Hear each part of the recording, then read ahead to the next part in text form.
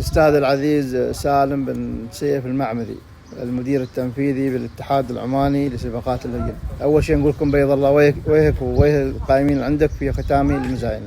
شكرا لكم، جزاك الله خير. طبعا اليوم هذا المزاينة يكون قد اختتمنا جميع فعاليات الاتحاد لهذا الموسم. نعم. كلمنا عن انطباعك عن الحضور وعن الجمهور وعن المنافسات في هذا المزاينة. الحمد لله انطلقت فعالية مهرجان المزاينة للإبل لعام 2023 من يوم الاثنين الموافق 6 من شهر 3 إلى يوم قبل الخميس اليوم الموافق 9/3/2023 للميلاد. وجاءت هذه المنافسة منافسة واسعة لجميع فئات الهجن من سن الفطايم إلى سن الحول، أيضا مشاركة فئة القعدان حتى زمول، والمشاركة واسعة لجميع أبناء السلطنة.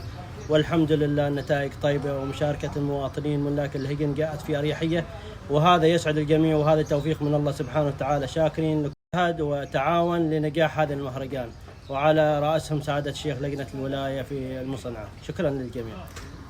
أبو حمد، تكلمنا عن قادم الوقت مع الاتحاد العماني في الموسم القادم. الحمد لله بتوجيه من أعضاء مجلس إدارة الاتحاد العماني سباقات الهجن بتطوير هذه الأنشطة، ويعني تكثيف الجهد لتكون مشاركات واسعة وإضافة أشواط لجميع فئات الهجن. وبالنسبة للسباقات أيضا أو المزاينة أو الأنشطة الأخرى التي يقيمها الاتحاد حتى تعمل فائدة على جميع ملاك الهجن، ونشكرهم على استمراريتهم ومحافظتهم لهذا الموروث، موروث الآباء والأجداد.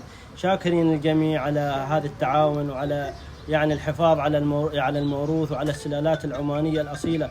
وحن كاتحاد نسعى في المحافظة لهذه الهجن التي أثبت جدارتها في مجلس التعاون الخليجي.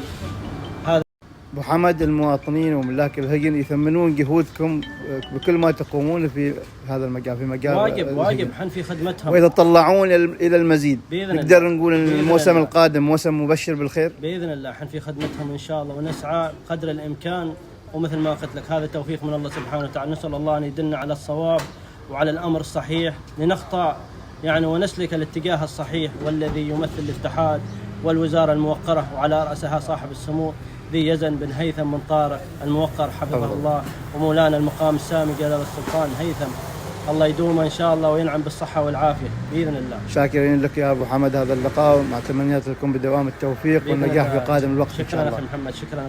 مرحبا.